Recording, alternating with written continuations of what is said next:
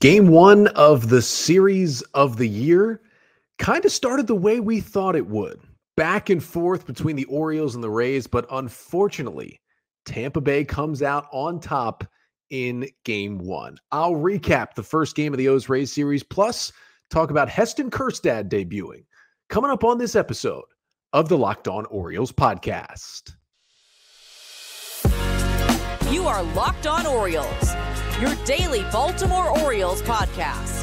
Part of the Locked On Podcast Network, your team every day. Orioles fans, today is Friday, September 15th, 2023, and welcome back into the Locked On Orioles podcast, part of the Locked On Podcast Network, your team every day. As always, I'm your host, Connor Newcomb. And coming up on today's episode, we are going to recap a tough Game 1 loss for the Orioles. The series that really could define their season started at Camden Yards on Thursday night, and the Rays took down the Orioles 4-3. I'll get you the 5 things you need to know from that one, including the Orioles struggling once again with runners in scoring position and really offensively in general. Home plate umpire Nick Marley kind of making things about himself, and Kyle Bradish strong again on the mound for the O's. Then we'll talk about the plethora of roster moves that the Orioles made before Thursday's game, including Heston Kjerstad coming to the big leagues, and the good news the Orioles got on Ryan Mountcastle's shoulder issue. And finally, at the end of the pod, we preview the final 3 games of this crucial series between the O's and the Rays. But that's all coming up on this episode of the Locked On Orioles podcast, which is brought to you by FanDuel. Make every moment more. Right now, new customers can bet $5 and get $200 in bonus bets guaranteed. Just visit FanDuel.com/lockedon to get started today. So we begin this episode with, unfortunately, an Orioles loss. Final score from Oriole Park at Camden Yards on Thursday night is the Rays 4 and the Orioles 3 in game 1 of an incredibly important 4-game set between the best 2 teams in the American League in Baltimore this weekend. With the loss to the Rays, of course, Tampa Bay inches even closer. The Orioles' lead over Tampa is just 1 game now in the AL East as the Orioles drop to 91-55 on the season. And it is now a 3-game losing streak for the Orioles after they dropped the final 2 games of the series this week against the Cardinals. First 3-game losing streak for the Orioles since they lost 4 in a row from June 27th to July 1st. They lost 2 at home against Cincinnati, then 2 at home against Minnesota. That was part of their worst stretch of the season when they lost 6 out of 7 games against those 2 teams, and then in New York against the Yankees the next week as well. And then they turned things around really right after that. Hopefully this doesn't turn into losing 6 out of 7, but it is kind of amazing that the last time they lost 3 in a row, you have to go back to June. That's how good this Orioles team has been all season. But it's a crucial series. O's need at least 1 game to stay in first place to get that tiebreaker. Would have been great to get the opener, but they lose 4-3. And I'm going to get you the 5 things you need to know from this game on Thursday night. The first thing you need to know is the Orioles once again squandered their biggest chance of the game. That has been, without a doubt, the Orioles' number 1 issue in this 3-game losing streak. It is hitting with runners in scoring position. And on one hand, it's very surprising. And on one hand, it's not. The surprising sense is the Orioles this year, for most of the year, and coming into Thursday night's game, have been the best team in baseball hitting with runners in scoring position. The Orioles' .286 batting average with runners in scoring position this year entering the day on Thursday was the best in baseball. Number 2 in baseball, the Rays at .282, and they came through in a couple of those spots on Thursday. But that's how good the O's have been, even with these 3 games in which the Orioles have been 2 for 21 with runners in scoring position combined. They are still number 1 in baseball.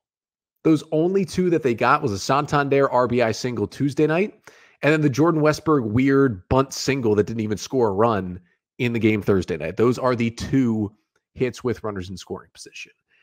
And now, the other hand on why it's not so surprising, it's really tough to have runners in scoring position be a stat that is repeatable, right? Because if you're a batter, especially if you're looking at batting average with runners in scoring position, it's really no different than runners not in scoring position. Now there's different spots, right? And you may be looking more to hit a fly ball at times, because if you have a runner on third with one out, a fly ball helps you. If you have a runner on first with one out, a fly ball does nothing for you. Those are two different spots there where, yeah, a hit helps you, but also getting the run home helps you as well. It's tough to maintain runners in scoring position averages. They're more based on somewhat luck than, a hitter being quote unquote clutch or better in those spots. So the Orioles were bound to normalize at some point, but it is surprising because they really haven't gone through a stretch like this year. It was a big problem for the O's in 2022. They've been the best team in baseball this year. One of the main reasons why they've got the best record in the American League is how good they've been with runners in scoring position. It stinks that it's kind of going away for a bit now, but it kind of is what it is at this point. And listen, it's not just runners in scoring position, right? The offense is not looking great right now for the Orioles. They have now scored a total of 5 runs in the 3 games that they have lost, 2 to the Cardinals and 1 to the Rays after getting shut out Wednesday. They do put 3 runs on the board Thursday, but after they squandered that chance in the 5th inning, which was really the big moment, I mentioned it briefly, but the Orioles were trailing 3-2 coming into the inning. Aaron Savali, the starter for the Rays, was back out there, and the worst part of this, the part that hurt the most, is they got some breaks. Like, the Rays opened the door for the Orioles in that inning. Cedric Mullins with a perfect bunt single down the third base line to lead off the inning. Then they walk Aaron Hicks. It was Savali's only walk of the day. He walked Aaron Hicks on a 3-2 breaking ball to put the first 2 on. Then Jordan Westburg squares to lay down a sacrifice bunt. Now, I wasn't a fan of laying down the bunt. I rarely am.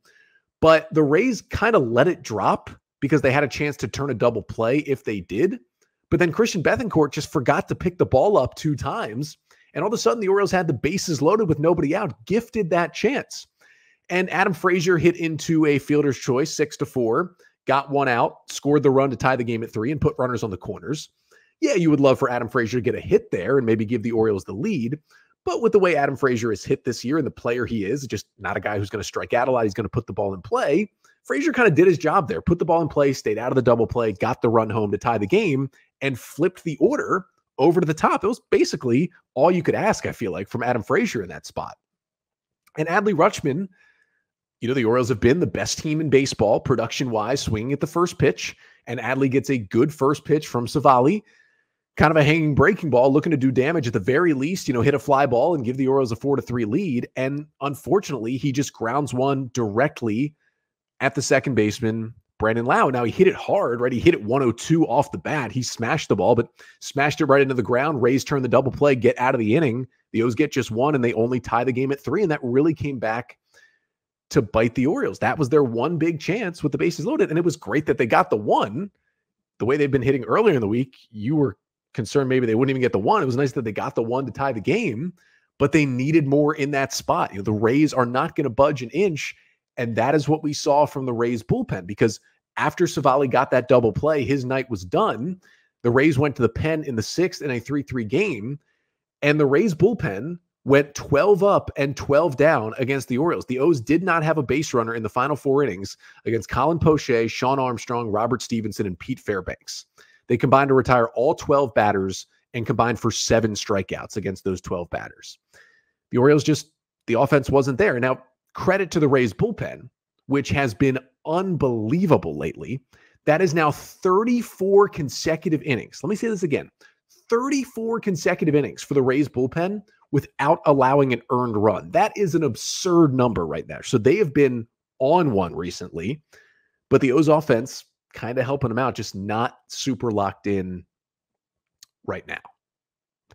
Second thing you need to know from the Orioles' 4-3 loss to the Rays on Thursday is that at least they did square up the ball a couple of times and did get on the board. Like, they got shut out by Drew Rom and others of the Cardinals on Wednesday. So at the very least, the O's got on the board. And I mentioned the Adam Frazier RBI grounder as the 3rd run, but it was nice to see the Orioles leave the ballpark in this game as well. Started with a Ryan O'Hearn home run in the bottom of the 2nd inning that had the crowd bumping, put the O's up 1-0 against the Rays. And Savali, that 2nd inning home run for O'Hearn, 106 off the bat, 409 feet to right field to give the O's the lead. And then Gunnar Henderson in the 4th inning, also a leadoff solo homer, made it a 3-2 game at the time after the Rays put up that 3 spot in the third. That was just an absolute laser line drive from Gunnar Henderson that just snuck over the short wall above the where the grounds crew sits in right field. Henderson smoked it 111 off the bat. 383 feet was just enough to get it out of here for a solo shot.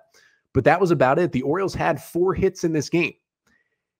It was the 2 homers and then the 2 bunt singles in the 5th inning, the great one from Mullins and the weird play for Westberg that ended up loaded the bases and giving him a single. Those were their 4 hits. What a dichotomy of 2 homers and 2 bunt singles. It's kind of the spot we're in with the O's offense at the moment. Third thing you need to know from Thursday night's game is that Nick Marley certainly made this game about himself. Now, if you've listened to this podcast for a long time, and specifically this year, you know that the Orioles have really only been playing meaningful baseball for about a season and a half now since I've been hosting this podcast. So it's hard to get on the umpires a lot when I'm recapping every single game. And even when every game has been crucial, especially here in 2023, I like to think rarely have I even named an umpire when recapping a game on this podcast. You could probably count on one hand how many times I've done that. Nick Marley was determined to make this thing about himself. It was from the first inning when he rung up Anthony Santander on a pitch well inside to end the first. Now, granted, it was a big, weird strike zone for both teams. For most of the game, it didn't really feel like it was benefiting either side. Nobody knew where the strike zone was. Sometimes it was tall, sometimes it was down low, sometimes it was wide, then he would shrink it. Nobody really knew, but at least it was kind of hurting both teams' batters. And, that was until the 7th inning and the pivotal moment in this game. 2 outs, nobody on, 3-3 game in the 7th. Kyle Bradish throws a 1-1 breaking ball to Luke Raley. Looked for sure like he went around. Third base umpire said no, calls it ball 2. Then Kyle Bradish paints a fastball on the outside corner, a pitch that had been a strike all day. And honestly, a couple more baseballs off the edge had been a strike all day. Gets called a ball for no reason. Bradish a bit flustered. Horrible call, makes it 3-1. And that completely changes what Kyle Bradish wants to do with his next pitch. Instead of on 2-2, probably going to one of his signature breaking balls. Unfortunately, he goes to the fastball, leaves it up, and Luke Raley gets the game-winning homer. A 2-out solo shot to center field that put the Rays up 4-3 in the 7th and was the difference in the game. But Marley just all day was bad. And when he rung up, or when Ryan O'Hearn struck out, but he called 2 poor strikes in the final at-bat of the game, O'Hearn had words for him after the game, and Marley went back at O'Hearn. One thing you're not supposed to do, and he's a rookie umpire. Now, he's been umpiring big league games since 2017, but 2023 is his first full-time season where he's on a crew for the entire year. That is a big step up for an umpire. And knowing that, it's pretty easy to say, with what was on the line in this game, this was probably the biggest game Marley has ever umpired. And in classic ump fashion, I'm just not saying that's the reason the O's lost the game. In no way am I saying that, but he knew this game was on Fox. He knew this game was with the division on the line, and a rookie ump certainly made it all about him, like they've been known to do on Thursday night. Fourth thing you need to know from this one, speaking of Kyle Bradish, yes, he did give up that homer to Luke Raley, did take the loss in this game, but Bradish was a dog once again. I mean, no better way to say it. He had that dog in him on Thursday night, and he was really good again. 7 innings for Kyle Bradish, 4-run baseball, 7 hits, 5 strikeouts, and no walks for Bradish.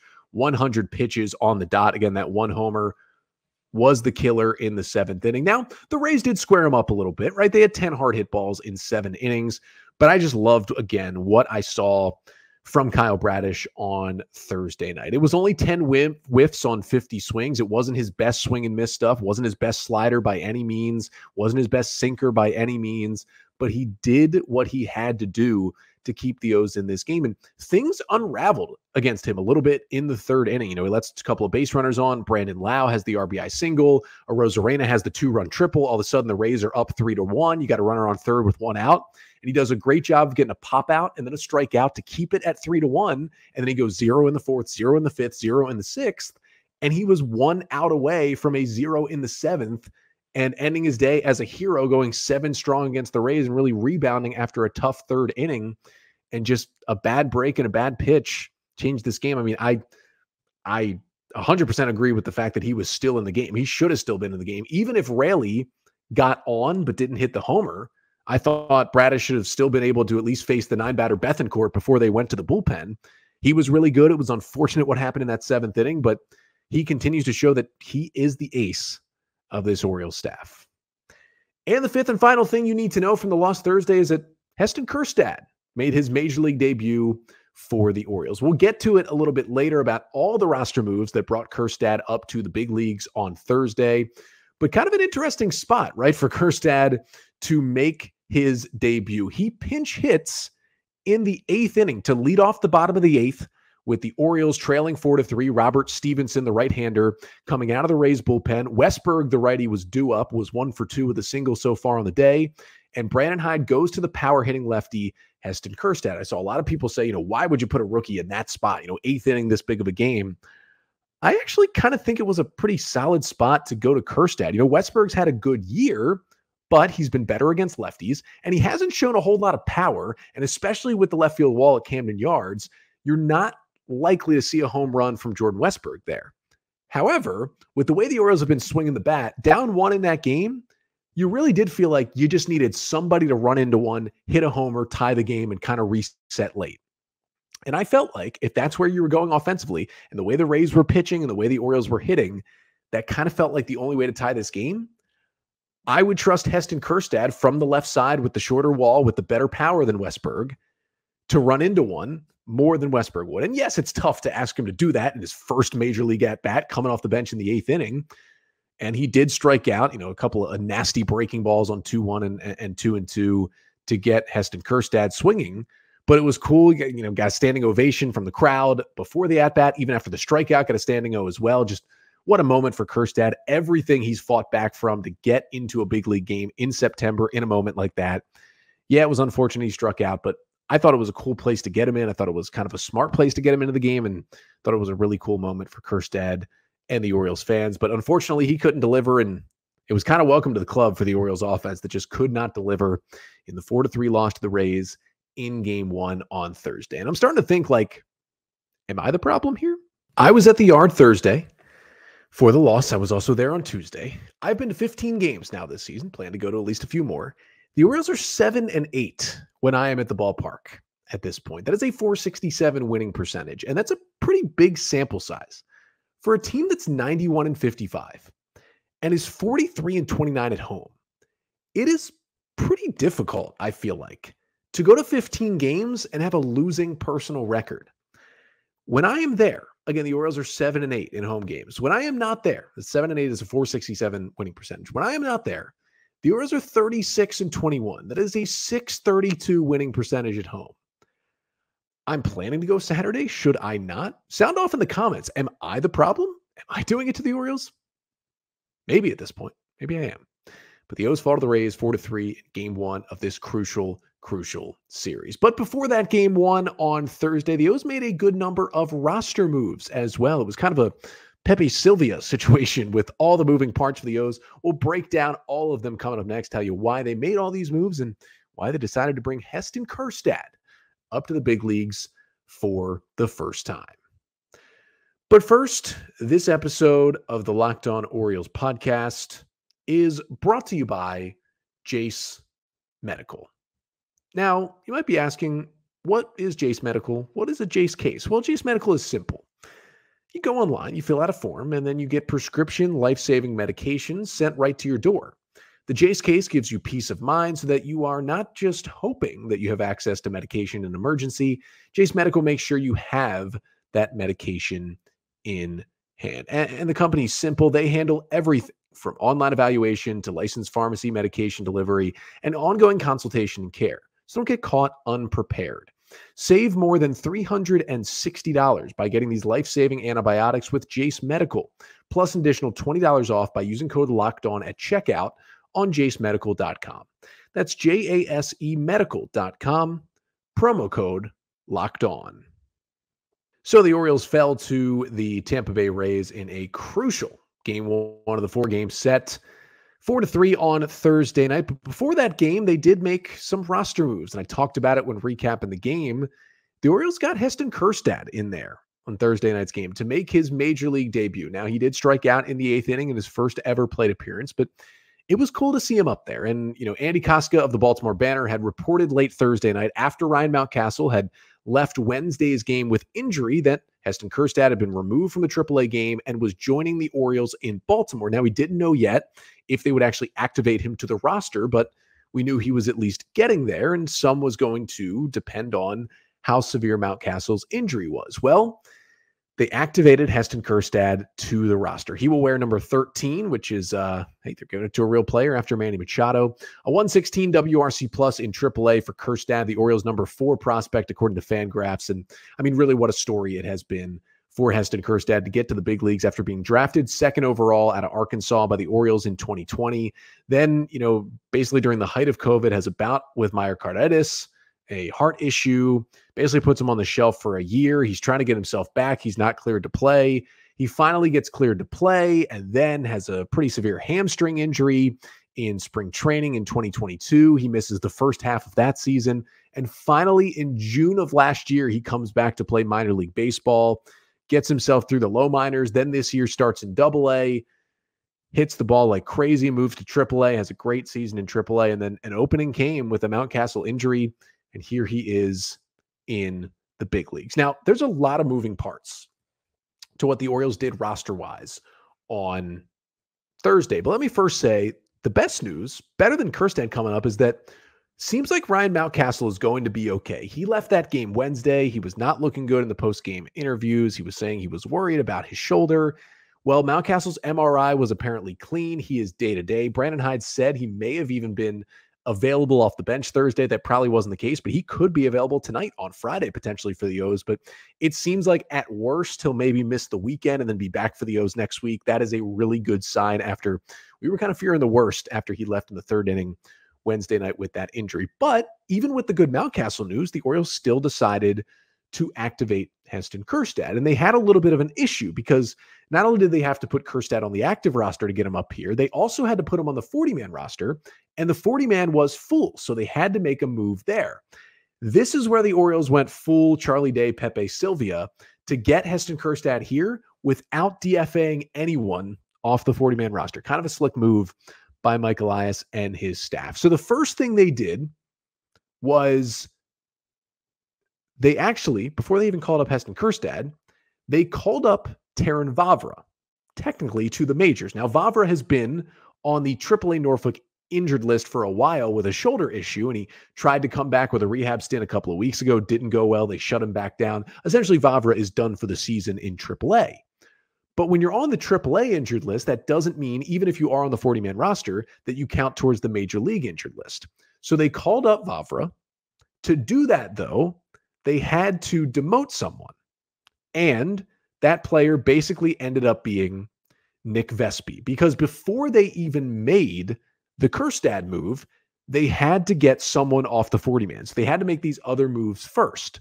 So they send down Nick Vespi. It's unfortunate for Vespi, who came back Wednesday and is immediately sent down Thursday. That is his 5th and final option, which means he's still fine. He's used up his full 5 options that you are allotted. But if Vespi were to come back to the big leagues this year, and then the Orioles wanted to send him down again, they would have to send him through waivers, which basically tells me between that and the fact he'll have to wait 15 days from being optioned, Vespi's time in the big leagues in 2023 with the Orioles, most likely done. It's unfortunate, but he was kind of the easiest guy to send down in this spot. So you send Vespi down, and Vavra comes up, and then because you know Vavra is out for the year, you immediately put him on the major league 60-day injured list. And what happens when you get put on the 60-day IL? You get taken off of the 40-man roster. So that move itself cleared up a spot on the 40-man. So then you had 15 hitters and 13 pitchers briefly. Now you have 14 hitters and 13 pitchers. Then you make the move for Heston Kjerstad. You call him up. Here we go. Heston Kjerstad is here. But now you're a little lopsided, right? You'd like to make the most of the pitching that you have, especially when you're the Orioles right now. So 15 bats and 13 arms probably wasn't going to cut it. They wanted another different arm. So because Ryan McKenna has basically been a pinch runner and defensive replacement at this point with the extended rosters, and he has options, McKenna goes back down to AAA. and they need another pitcher. And so Brian Baker returns to the big leagues for the Orioles. Now, I know there's a lot of questions about, well, why did you even need to make the Vespi move with Baker? That didn't seem right. Well, the Baker and Vespi moves don't actually match up. The Vespi move was for Vavra, then Vavra for Kjerstad. Then you want to get back to 14 pitchers. So you go Baker for McKenna. It was very convoluted. Nick Vespi basically got caught up in the middle of all this, but that is how the Orioles worked it so they could get Heston Kjerstad here without having to DFA anyone that's currently on the 40-man. Now, the reason why they made this move, even with Mountcastle seemingly okay and could be available even tonight, is that the Tampa Bay Rays are throwing all 4 pitchers right-handed starters this weekend in this series, which means not only is Ryan McKenna not really playing much right now anyway, but with 4 right-handed starters, he's not going to start a game at all this weekend. But you could start a left-handed power hitter in Heston Kjerstad. And if you're looking at Ryan Mountcastle, even if he's not going on the IL, you probably think, okay, he's going to be out for a couple of days. If you have Mountcastle on the bench out for a couple of days, can't use him at all, can't start him. Then you have McKenna on the bench against all right-handers, not going to start him.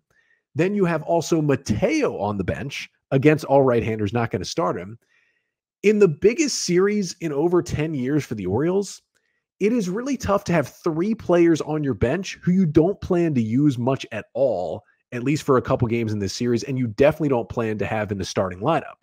So that is the reason why they went and got Kjerstad, because even though he wasn't in the starting lineup Thursday, he could theoretically start one of these games this weekend, and you just wouldn't start McKenna or Mateo or an injured Mountcastle. That's kind of how they got here. McKenna, I think, will be back. For hitters, you only have to stay down in the minors for 10 days. If Mountcastle were to somehow still go on the injured list, McKenna would be able to come right back and replace him. If not, I think the O's in 10 days from now will reevaluate Heston Kjerstad, and they will say, okay, either he's produced enough to stay here or he's not doing enough off the bench. We'd rather have the defense and the running of McKenna and kind of switch them back out 10 days from now, which would be September 24th. Kjerstad will get those 10 days, though, to kind of show off. Now, he's certainly not going to play every day. It's just not going to happen, especially now that it seems Mountcastle's going to be okay in a couple of days here. So don't expect him in the lineup too much, but they'll use him as a pinch hitter. They'll get him some starts and kind of get his feet wet in the major leagues. And then the last one, of course, was Brian Baker, sent down at the beginning of August after he was really struggling. He had a 3.64 ERA in the majors this year in 42 innings, 27 or 29% strikeout rate, 14% walk rate. Since he went down to AAA, 11 2/3 innings, a 5.40 ERA, but the strikeout rate went up, the walk rate went down, and he finally found the feel for his changeup again. Remember, I kept saying it when Baker was struggling, and then when he went down, he just needs to go down and find the feel for the changeup again, which is his best pitch stuff-wise. I watched some of his outings in AAA. He found the change again. Hopefully he can get back now to good Brian Baker. But that was a lot. It's still kind of confusing, but that is all the moving parts for the Orioles in those roster moves on Thursday. But we got one more thing to get to before we finish off the pod, because yes, it was a tough loss for the Orioles Thursday night, but they still got 3 games against the Rays, and they can flip this series on its head easily this weekend. I will preview the final 3 games of this O's-Rays series coming up next. But first, this episode of the Locked On Orioles podcast is also brought to you by FanDuel. Get ready for the NFL season with incredible offers from FanDuel, America's #1 sportsbook. Right now, new customers can bet $5 and get $200 in bonus bets guaranteed. Plus, all customers who bet $5 will get $100 off NFL Sunday Ticket from YouTube and YouTube TV. Now is the best time to join FanDuel. The app is easy to use, and you can bet on everything from spreads to player props and more. So visit FanDuel.com/lockedon and kick off the NFL season with an offer you won't want to miss. FanDuel, official partner of the NFL. So yes, the Orioles did drop game 1 of this crucial series against the Rays, and their division lead is now down to 1 game. But they can flip things on its head this weekend. 3 more games against the Rays. Here are the scenarios. If the O's win the next 3, they will have a 4-game lead in the division, and they will have the tiebreaker over the Rays, which will essentially mean it is a 5-game lead at this point. And if you can win all 3 games, you will finish off this series with a magic number of 8 to clinch the division. That, to me, Sounds pretty good. Now, if the Orioles were to win 2 out of 3 of the rest of the weekend, I'd still call that a success. You split the series. You still have a 2-game lead over the Rays. You still have the tiebreaker, which basically makes it a 3-game lead at this point, and you get magic number down to 10. Still pretty solid. If they win 1 out of 2 to finish the weekend, not great, but you do remain tied with the Rays. You get the tiebreaker with that 1 win, and so you're still sitting in first place. Your magic number goes down to 12. If they do lose all 3 games the rest of the weekend, that's kind of nightmare scenario. They're now down 2 games in the division if that happens behind the Rays, and they lose the tiebreaker, which really means they're down 3 games, and it becomes a really tough hole to dig out of. But that's what's coming up the rest of the weekend, and it all continues tonight. A 7:05 p.m. Eastern time start between the O's and the Rays. Game 2 of 4.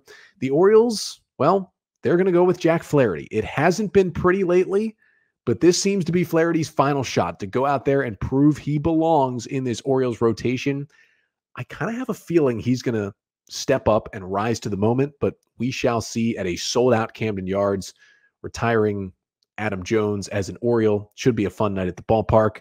The Rays will go with Zach Eflin in this game, who has a 3.53 ERA on the season for the Rays. Signed him to the biggest free agent contract in Tampa Bay Rays history this offseason.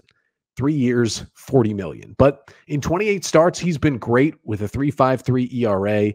Coming off an okay start against Seattle, 5 innings, 3 runs, 6 Ks, 2 walks, and 7 hits allowed. He's faced the Orioles twice this season, has Eflin back on July 21st in Tampa, 7 scoreless innings against the O's, 8 Ks, 1 walk, and 2 hits. He was dominant. Not so much in his other start against Baltimore. That was May 9th at Camden Yards. 6 innings, 4 runs on 7 hits with 4 Ks and a walk, and Adley Rutschman took him deep in that one.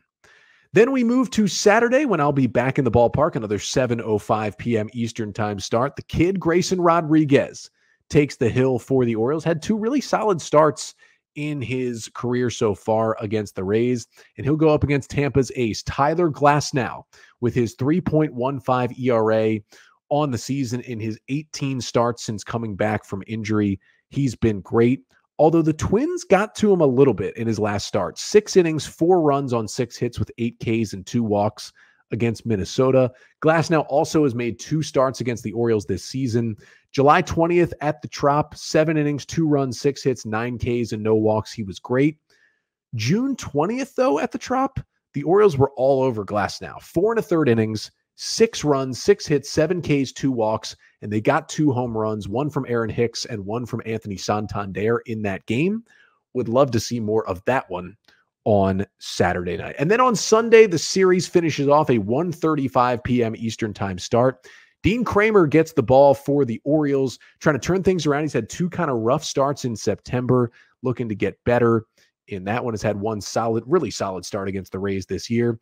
And then Zach Littell will go for the Rays, the 27-year-old righty who the Rays claimed on waivers and basically turned from a reliever into a starter in the span of like 3 weeks this season. It was wild what they did.